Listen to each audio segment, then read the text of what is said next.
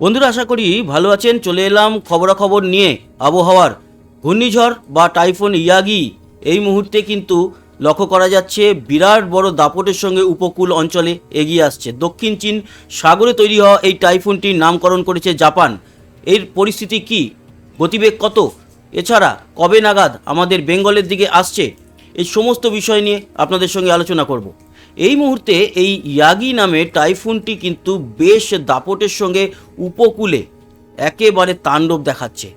বিশেষ করে ওয়েনচ্যাং, যেখানে কিনা স্পেস পোর্ট রয়েছে চায়নার, এছাড়া আরও সমস্ত দক্ষিণ চীন সাগরের উপকূল অঞ্চল, যেরকম ভিয়েতনাম, দানাং, ডংহই, এছাড়া থাংহোয়া, হানই, এই সমস্ত জায়গায় কিনজৌ, ইউলিন, ইয়ানজিয়াং, হংকং, এই সমস্ত জায়গায় লক্ষ্য করা যাচ্ছে এর দাপট। গতিবেগ বেশ ভালো গতিবেগ। এই মুহূর্তেও কিন্তু 122 কিলোমিটার গতিবেগে উপকূল অঞ্চলে দাপট দেখাচ্ছে। আর এর যদি আপনারা গাস্টিং দেখেন তাহলে দেখা যাবে 200-র উপরেই হওয়া উচিত। আমি দেখিয়ে দিচ্ছি আপনাদেরকে, 193 এবং মোটামুটি 200-র উপরেই আছে। এই দেখুন 200 গাস্টিং, 200 মানে এই অঞ্চলে যদি কোনো টিনের চালা, এই সমস্ত ঘরবাড়ি থাকে, সেগুলো একেবারে 100% উড়ে যাবে। এই দাপট রাখার মতো ক্ষমতা নেই, যদিও এই সমস্ত অঞ্চলে টিনের চাল বা খড়ের চাল এই সমস্ত রাখা হয় না সাধারণত। এবার চলে আসি, এই যে ঘূর্ণিঝড় যেটির নাম ইয়াগি, যা দিয়েছে জাপান, টাইফুন তো সাধারণত আমাদের ভারতের দিকে আসে না, কিন্তু এটি আসছে। তবে হ্যাঁ, টাইফুন আকারে নয়, নিম্নচাপ আকারে, যা নিয়ে আমরা বারবার আলোচনা করছি আপনাদের সঙ্গে। এছাড়া দেখুন, আমাদের বঙ্গোপসাগরেও নিম্নচাপ তৈরি হয়ে গেছে আরও একটি। এই দুই জোড়া ফলায় বিধ্বস্ত হতে চলেছে আমাদের পূর্ব বা উত্তর পূর্ব ভারত। উত্তর পূর্ব ভারতের মধ্যে কিন্তু আমাদের পশ্চিমবঙ্গ আছে। অনেকের মনে না প্রশ্ন, একদিন আমার এক স্টুডেন্ট আমাকে প্রশ্ন করেছিলেন, আমরা পশ্চিমবঙ্গ নাম, কিন্তু ভারতের পূর্ব দিকে তো আমরা রয়েছি, তাহলে পশ্চিমবঙ্গ কেন? তো ছোট্ট করে সেই ছোট ভাই বা আমার সন্তানের মতো তাকে বলে দিই, দেখুন বা দেখো, এই যে আমাদের পশ্চিমবঙ্গ আর এই হচ্ছে বাংলাদেশ, এই মিলিতভাবে একসময় ছিল হচ্ছে বঙ্গদেশ। ওকে, যখন এই দুই বাংলা ভাগ হলো, তখন আমরা কিন্তু পড়লাম পশ্চিম দিকে। আমরা পূর্ব ভারতে থাকলেও ম্যাপ অনুযায়ী সবসময় উপরটা হয় উত্তর, যেরকম আমরা উত্তরবঙ্গ বলি, নিচের দিকটা হয় দক্ষিণ, ডান দিকটা হয় পূর্ব এবং বাঁ দিকটা হয় পশ্চিম। যেহেতু বাংলার বা বঙ্গদেশের আমরা বাদিকে, তার জন্য আমরা পশ্চিম বাংলা, আর আমাদের ডান দিকে যেহেতু বাংলাদেশ, তাই এর নাম একসময় ছিল পূর্ববঙ্গ বা পূর্ব বাংলা। আশা করি বোঝাতে পারলাম। এর সঙ্গে ভারতের পূর্ব দিকে থাকার ব্যাপারটা নেই, ব্যাপারটা হচ্ছে বঙ্গদেশের আমরা কোন দিকে রয়েছি, আমরা পশ্চিম দিকে রয়েছি, তার জন্য আমাদের পশ্চিম বাংলা। এবার চলে আসি, আমরা যে বিষয়টি নিয়ে আলোচনা করব সেটা হচ্ছে গিয়ে এই যে ঘূর্ণিঝড় বা টাইফুন ইয়াগি, এ কিভাবে এগিয়ে আসবে আপনাদের দেখিয়ে দিই। এগোতে এগোতে একটা সময় সে কিন্তু মায়ানমারের কাছাকাছি এসে একেবারেই তার ক্ষমতা হ্রাস করবে অ্যাজ এ ঘূর্ণিঝড় বা টাইফুন, কিন্তু তার নিম্নচাপের যে ক্ষমতা সেটা হ্রাস করবে না। আমি এখানে গাস্টিং নয়, নর্মাল বায়ুতে চলে এলাম।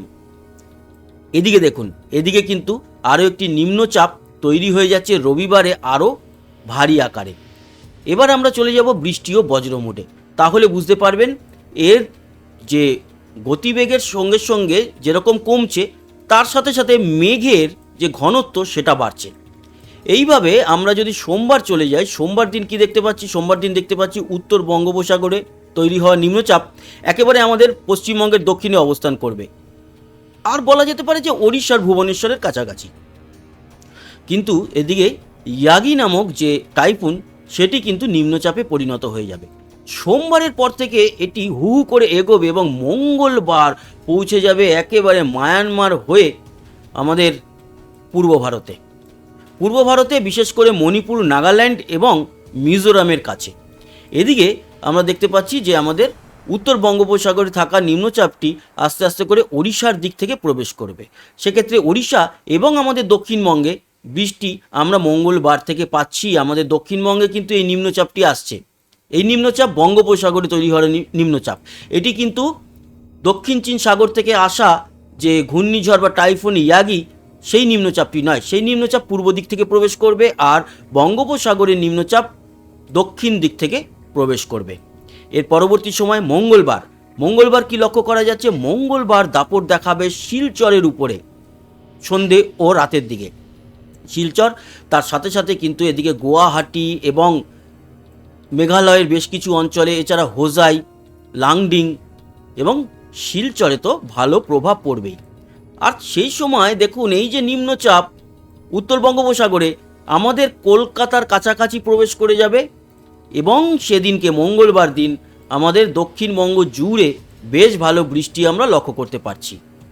এর পরবর্তী সময় দেখুন কত পরিবর্তন হচ্ছে। এই দেখুন, আরও ভারী মেঘ কিন্তু তৈরি হবে বঙ্গোপসাগরে, আর সেই সঙ্গে সঙ্গে একেবারে পূর্ব থেকে আসা বা দক্ষিণ চীন সাগর থেকে আসা যে টাইফুনটি, সেটি নিম্নচাপ আকারে বাংলাদেশের সিলেট, মৌলভীবাজার, এদিকে লখাই, তারপরে বিশ্বম্বরপুর, বাগমারা এবং মদন, তারপরে বানিয়াচাঞ্জ, হবিগঞ্জ, এই সমস্ত জায়গার উপরে ভারী দাপট দেখাবে এবং বন্যা পরিস্থিতি তৈরি হতে পারে। দেখুন, জোড়া নিম্নচাপ একদিক থেকে প্রবেশ করছে আমাদের দক্ষিণবঙ্গ হয়ে, অন্য দিক থেকে প্রবেশ করছে আসামের শিলচর হয়ে পূর্ব বাংলাদেশ থেকে।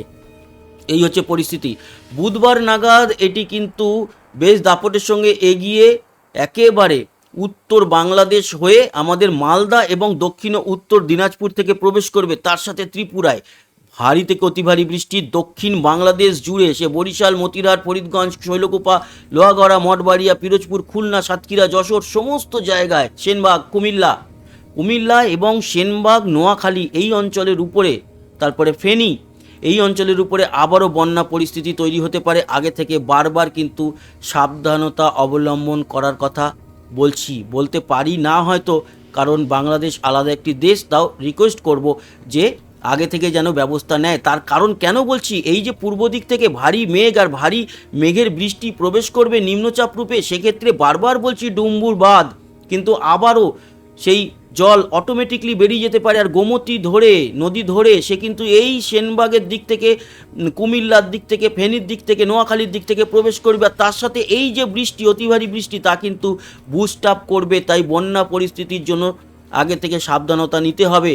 আর আমাদের দক্ষিণবঙ্গের প্রতিটি জেলায় ভারী থেকে অতি ভারী বৃষ্টি লক্ষ্য করা যাবে। সেই সময় পুরো বাংলাদেশ জুড়ে, পুরো পশ্চিমবঙ্গ জুড়ে কিন্তু এই জোড়া ফলার যে দুটো নিম্নচাপ দুদিক থেকে আক্রমণ করবে, তার জের আগামী সপ্তাহ জুড়ে চলবে এবং রবিবার অবধিও দেখতে পাচ্ছি সেই দাপট, মানে এই পরশুদিন রবিবার নয়, পরের রবিবার অবধি। এই হচ্ছে পরিস্থিতি। আগে থেকে বারবার বলছি এরকম একটা পরিস্থিতি আসতে চলেছে। এটা ভয় দেখানোর জন্য নয়, সাবধানতা অবলম্বন করার জন্য বারবার বলছি। দুখানা জোড়া নিম্নচাপ আসতে চলেছে, একটা পূর্ব দিক থেকে, একটা আসছে দক্ষিণ দিক থেকে।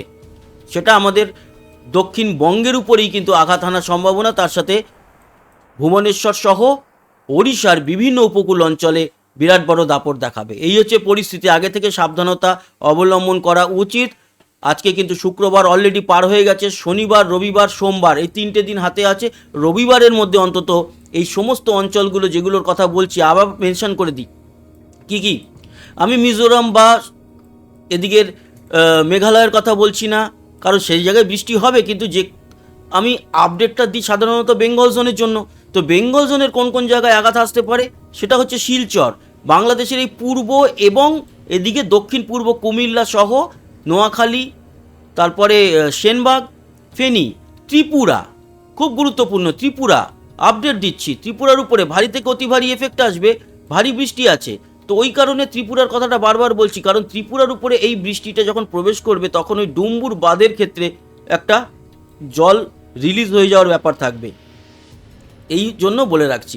এছাড়া আমাদের দক্ষিণবঙ্গ বা মালদা ও উত্তর ও দক্ষিণ দিনাজপুর, এদিকে উত্তরবঙ্গেও বৃষ্টি আছে, মধ্য বাংলাদেশ হয়ে এই ভারী মেঘটা প্রবেশ করবে।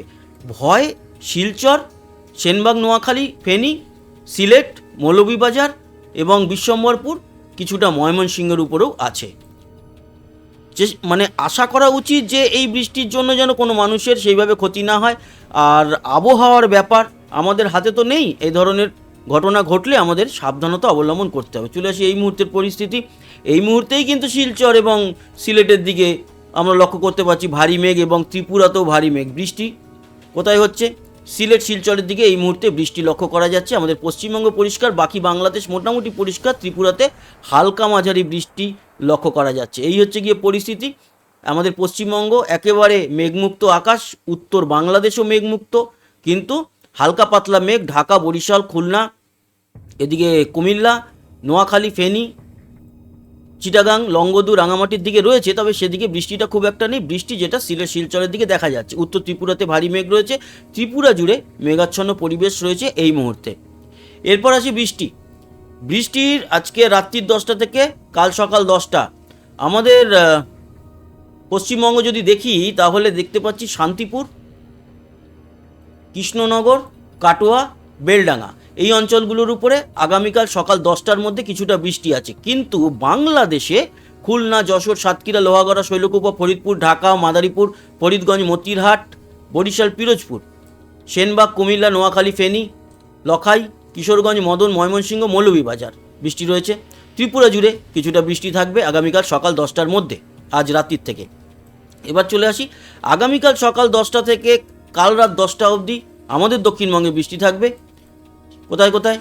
শান্তিপুর, কৃষ্ণনগর, পান্ডুয়া, চাকদা, বনগাঁ, হাবড়ায় ছিটেফোঁটা, কলকাতায় খুব একটা কিছু নেই, উলুবেড়িয়া, বারুইপুরে ছিটেফোঁটা, কোলাঘাট, খড়গপুর, গোয়ালতোড়, ঝাড়গ্রাম, চাকুলিয়া, খাতড়া, বাঁকুড়া, বিষ্ণুপুর, কতুলপুর, সোনামুখী, দুর্গাপুর, এদিকে রঘুনাথপুর, হুরা, পুরুলিয়া, আসানসোল এই সমস্ত জায়গাতে কিছুটা বৃষ্টি দেখা যাবে, বাকি পরিষ্কার থাকবে।